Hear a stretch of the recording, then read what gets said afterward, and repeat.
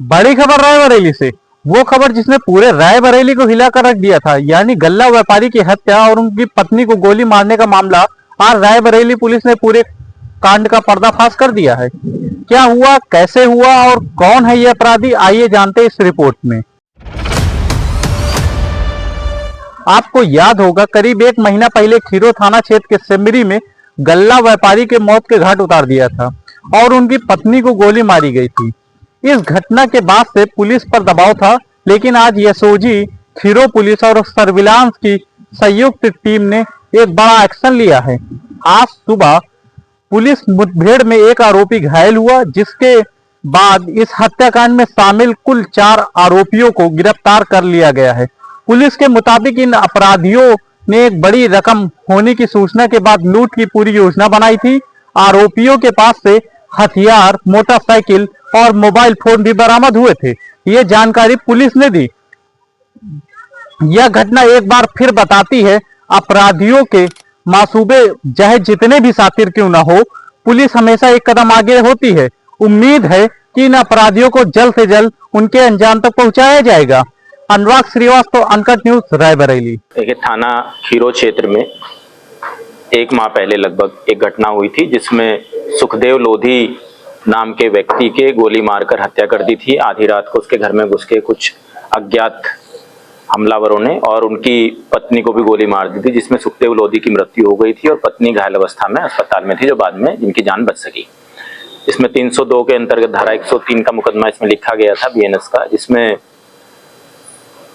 Police जांच पड़ताल तभी से कर रही थी, इन्वेस्टिगेशन कर रही थी, और इसमें एसओजी की टीम, सर्विलांस की टीम और रेंज एसओजी की टीम लगी हुई थी। सीओ साहब स्वयं लगे हुए थे, सीओ लालगंज इसमें। और इस घटना का अनावरण किया गया है, जिसमें आज 4 लोगों की गिरफ्तारी हुई है। इसमें 4 लोगों में एक रमेश नाम के व्यक्ति के साथ में पुलिस की मुठभेड़ हुई है, उसके पैर में गोली लगी है, और 3 अन्य साथी अनुराग, कुलदीप और सुनील पासी की गिरफ्तारी हुई है। इस गैंग में 3 और लोग हैं जिनकी गिरफ्तारी अभी शेष है, उनको भी शीघ्र ही पकड़ लिया जाएगा। घटना का जो मोटिव है वो इस प्रकार है कि जो सुशील पासी है, उसके यहाँ पर कोटा है एक, और उस कोटे का निरस्तीकरण का नोटिस उसको बताया गया है कि जारी हुआ है, जिसमें कुछ पैसे जमा करने थे 1 लाख से ऊपर, तो उसको पैसे की आवश्यकता थी। रमेश की पत्नी की डिलीवरी थी, उसको भी पैसे की आवश्यकता थी। तो इन लोगों ने किसी को लूटने का प्लान बनाया। इसी दौरान जो सुनील पासी का जो जीजा है शिवम, उसके द्वारा बताया गया कि जो महारानीगंज में गल्ला व्यापारी हैं, उनके घर पर 10 लाख रुपया रखा है। तो इन लोगों ने प्लान बनाया कि महारानीगंज में गल्ला व्यापारी को रात में जाकर लूटेंगे, और ये लोग अपनी घटना करने के लिए अपनी बाइक से तमंचा खरीदने के उपरांत वहां पर पहुंचे। किंतु घटना वाले दिन जब ये लोग घटना करने के लिए घर में घुसे, तो किसी बर्तन में पैर लग जाने के कारण घर के लोग जाग गए, घर की महिला जाग गई और सुखदेव लोधी भी जाग गए। उन लोगों को इन्होंने ओवरपावर करने की कोशिश की, लेकिन उन लोगों ने शोर मचा दिया, तो हड़बड़ाहट में इन्होंने उनको गोली चला दी उनके ऊपर, जिसमें सुखदेव लोधी मौके पर ही मर गए और पत्नी घायल हो गई। और ये लोग वहां से कूद के छत पे से भाग गए अपनी मोटरसाइकिल उठा के।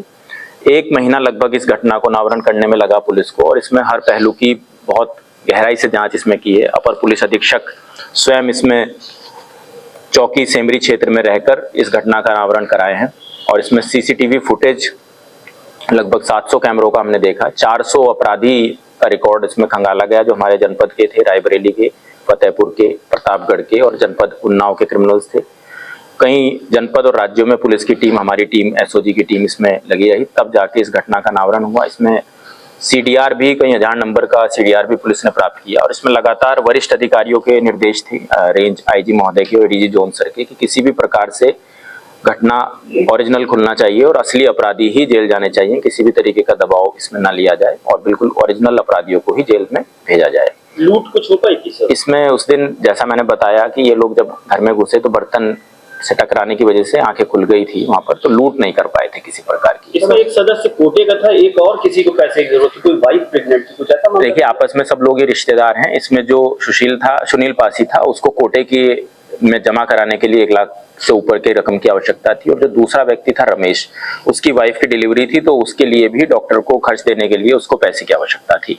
सर, ये जो असले थे वो कहां से बना? असले इनके द्वारा बताया गया है कि कोई उन्नाव में व्यक्ति है, जिसके पास से इन लोगों ने 13,500 रुपया में 2 असले खरीदे थे और गोलियां भी ली थी। वो असला भी पुलिस ने इसमें बरामद कर लिया है, जो वाहन इसमें प्रयुक्त हुआ था घटना में वो भी पुलिस ने इसमें बरामद कर लिया है। गोलियां भी इसमें पुलिस को बरामद हो गई है। इनके 3 साथी अभी फरार हैं, जिनकी हम लोगों को जानकारी मिल गई है, उनको भी हम लोग शीघ्र गिरफ्तार इसमें कर लेंगे। वारदात के बाद जो असले थे वो कहाँ से बरामद हुए? वारदात के बाद इन्होंने कहाँ छुपाए थे? वारदात के बाद जो इनका असला था, इन लोगों ने असले को जमीन के अंदर गाड़ दिया था, जो इनकी निशानदेही पे पुलिस ने बरामद किया है।